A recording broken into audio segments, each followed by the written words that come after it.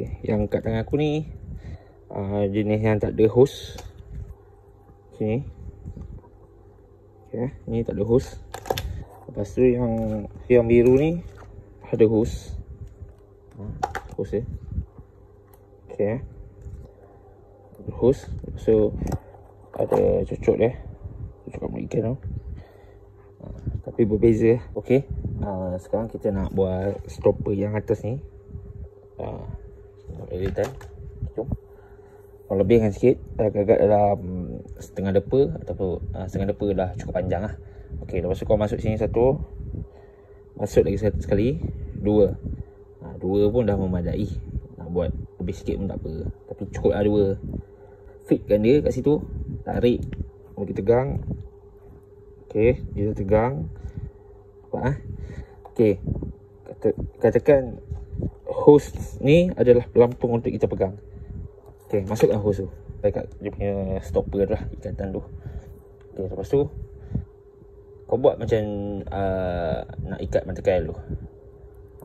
Sini lah. Buat sini. Ni cara aku.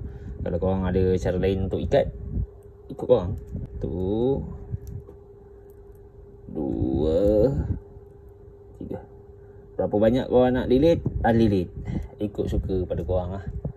Okey, tarik. Bagi dia betul-betul fit. Masa korang lilit tu, korang bagi fit lah.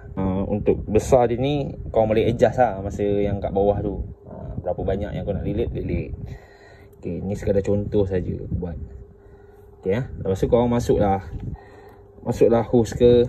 Kalau kau nak hose, boleh masuk hose. Kalau kau tak nak hose pun boleh macam ni, tanpa hose. Okey. Lepas tu katakan dah settle hose dengan tak pakai hose. Okey, kau dah katakanlah kau tak nak pakai hose. Okey. Tak nak pakai hose, kau cari satu besi yang berlubang. Okey, berlubang, senang kau nak masuk ikut dalam. Terus sarung wire ni. Buat sini, matikan dia. Okey, ujung tajam kan, settle. Andai kata korang ada besi, tapi besi yang bukan berlubang, korang boleh buat macam ni. Ini aku tak bagi rapat lagi. Ni kau cari satu hole yang fit dengan tali. So fit jugalah dengan ni. Kau rapatkan. Lepas tu kau boleh tutup dengan hose wire lah.